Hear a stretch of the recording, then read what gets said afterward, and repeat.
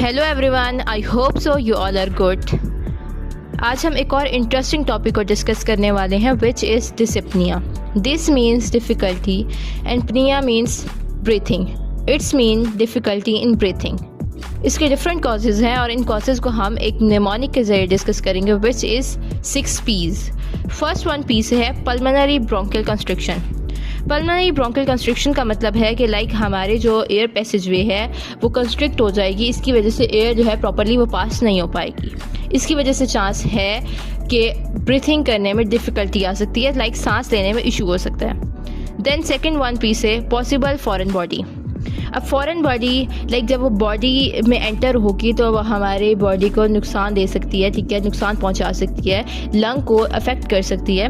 इसकी वजह से भी चांस है कि सांस लेने में इशू हो सकता है। Then third one pulmonary embolus. Embolus हम कहते हैं ब्लड क्लॉट को। जो एयर पैसेज वे है उसके अंदर ब्लड क्लॉट बन जाएगा, जिसकी वजह से जो है प्रॉपरली एयर पास नहीं हो पाएगी और हमें सांस लेने में इशू पेश हो सकता है। Then pump failure. Pump failure जब हार्ट जो है प्रॉपरली पंप नहीं कर रहा होगा, अपना फंक्शन प्रॉपरली नहीं कर रहा होगा, इसकी वजह से भी चांसेस हैं कि डिफ़िकल्टी इन ब्रीथिंग हो सकते हैं। देन नमूनिया। नमूनिया जो है बेसिकली एक लंग इन्फेक्शन है। इसमें क्या हो जाता है कि जो हमारे एल्वियोली होते हैं लंग्स के अंदर, ठीक है, उसके अंदर फ्लूइड भर जाता है और फ्लूइड भरने की वजह से क्या हो जाता है, वो स्वेलिंग वहाँ होना स्टार्ट हो जाती है। अब बेसिकली जो एल्वियोली का काम होता है कि वो एक्सचेंज करवाता है, मतलब वो हवा को एक्सचेंज करने में हेल्प करता है।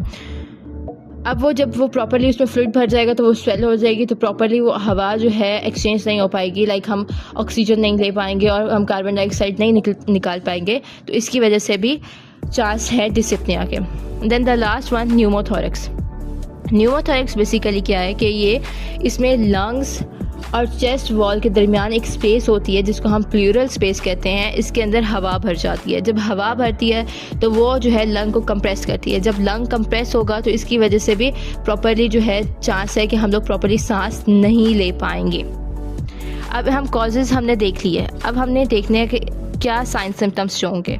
अब इसको भी एक निमोनिक के ज़रिए देखेंगे which is faces. FACEC। F से फटीग, वो बहुत ज़्यादा थका हुआ फील करेगा, उसे बहुत ज़्यादा वीकनेस फील हो सकती है। देन A से एंजाइटी, वो जो है बहुत ज़्यादा परेशान होगा अपनी ब्रीथिंग को लेके, जब वो प्रॉपरली सांस नहीं ले पा रहा होगा तो परेशान होगा। C से चेस्ट टाइटनेस, उसका जो सीना है, जो चेस्ट है वो जकड़ा होगा, वो टाइट होगा। देन E से elevated heart rate. Elevated heart rate means tachycardia, मतलब उसकी जो दिल की धड़कन है वो बढ़ी होगी। देन S से शॉर्टनेस ऑफ ब्रेथ, उसके सांस प्रॉपर नहीं आ रही होगी। जब हमें हमें जब डिफ़िकल्टी आ रही होगी, ठीक है, ब्रेथ करने में, जब हम सांस लेने में मसला आ रहा होगा, तो प्रॉपरली कहाँ हमें सांस आएगी। अब हमने ये देख लिया। अब हम देखेंगे कि हाँ, अब एक पर्सन जो आया है जिसको डिसिप्निया, जिसको डिफ़िकल्टी हो फील हो रही है सांस लेने में, उसको हम डायग्नोस कैसे करेंगे। अब डिफरेंट कॉजेज़ हो सकती हैं डिसिप्निया की। अब हम सबसे पहले तो हम उसकी हिस्ट्री लेंगे और उसको फिजिकली एग्जामिन करेंगे कि देखेंगे कि क्या कॉज है डिसिप्निया का। देन उसके अलावा उसके चेस्ट को इमेजिन करेंगे, उसका चेस्ट एक्सरे करवा सकते हैं, हम MRI के ज़रिए भी चेक कर सकते हैं। देन इलेक्ट्रोकार्डियोग्राम भी करवा सकते हैं। And then pulmonary function test. Pulmonary function test के ज़रिए हम देखते हैं कि कोई और डिजीज़ तो नहीं है, एम्फीसीमा हो गया या इंटरस्टिशियल लंग डिजीज़ होगी, उनको आइडेंटिफाई करने के लिए हम पल्मोनरी फंक्शन टेस्टिंग करवाते हैं। देन कुछ और ब्लड टेस्ट भी करवाते हैं कि क्या माइट पॉसिबल उस पेशेंट को एनीमिया हो सकता है, इसकी वजह से भी चांसेस हैं। देन उस last one exercise treadmill testing.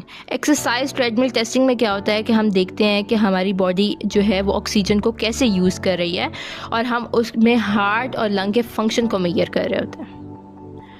Then हमने अब डायग्नोस कर लिया, अब हम मूव करेंगे ट्रीटमेंट की तरफ। अब ट्रीटमेंट में बेसिकली हम ट्रीटमेंट को भी एक निमोनिक के ज़रिए देखेंगे which is clear. CLEAR। C से कॉर्टिकोस्टेरॉइड्स। माइट पॉसिबल इन्फ्लेमेशन की वजह से चांसेस हैं कि डिसिप्निया हो सकता है, कि ब्रेथ करने में, सांस लेने में डिफ़िकल्टी आ सकती है, तो हम उस इन्फ्लेमेशन को रिड्यूस करने के लिए कॉर्टिकोस्टेरॉइड्स दे सकते हैं। देन L से लंग एक्सरसाइजेस, हम उसको कुछ लंग एक्सरसाइजेस करवाएंगे जिसमें पर्स्ड लिप ब्रीथिंग है या डायफ्रामेटिक ब्रीथिंग है।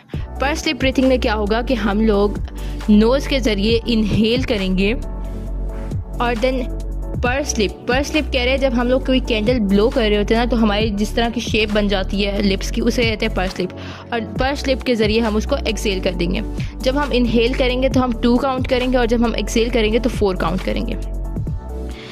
एंड देन हमारे पास है सेकेंड वन, डायफ्रामेटिक ब्रीथिंग में क्या होगा कि हम लोग फर्स्ट एक हाथ हमारा होगा हमारे चेस्ट पे, और सेकंड वन हमारा जो हैंड होगा वो होगा अब्डोमेन पे।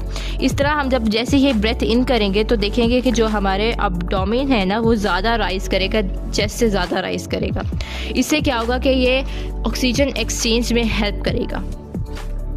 देन हम उसको एजुकेशन, ई से एजुकेशन, हम उसको सिम्टम्स को मैनेज करने के लिए उसको एजुकेट करेंगे, उसको हम बताएंगे उसकी कंडीशन से रिलेटेड, उसको हम ब्रीथिंग टेक्निक्स बताएंगे, उसको हम कहेंगे कि उसको किस तरह किसी एक्टिविटी के दौरान, या अगर उसको विदाउट एक्टिविटी भी डिफ़िकल्टी हो रही है ब्रेथ करने में, उसको सांस लेने में, तो वो उसको किस तरह मैनेज करेगा।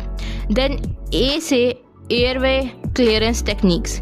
जो एयरवे क्लियरेंस टेक्निक्स जो हैं ये 2 टेक्निक्स होती हैं, एक चेस्ट फिजियोथेरेपी और एक है हफ कफिंग। इन दोनों टेक्निक्स के ज़रिए हम जो है उसके जो अंदर, अगर फॉर एग्जांपल कोई म्यूकस फिल हो गया है, म्यूकस की वजह से उसको सांस लेने में इशू आ रहा है, तो उसको हम क्लियर कर सकते हैं। And the last one are से रिहेबिलिटेशन, जिसमें फ़िज़िकल थेरेपी आती है। अब इसमें हम पोस्टरल ड्रेनेज करवा सकते हैं। अब हम उस स्पेसिफिक कोई बॉडी पोजीशन लेंगे और उसके ज़रिए जो है जो म्यूकस का ड्रेनेज करवा सकते हैं। देन कुछ और रिलैक्सेशन टेक्निक्स उसको बता सकते हैं कि जिस तरह अगर उसको कोई एंजाइटी फील हो रही है डिसिप्लिन की वजह से, तो वो रिलैक्सेशन टेक्निक्स कोई अपनाए। देन उसके अलावा अगर कोई फ़िज़िकल कंडीशन उसकी ठीक नहीं है तो उसके लिए एंड्योरेंस ट्रेनिंग टेक्निक करे या स्ट्रेंथ ट्रेनिंग एक्सरसाइजेस वगैरह करे। आई होप सो आप सबको समझ आ गई होगी। अगर फिर भी कोई कन्फ्यूजन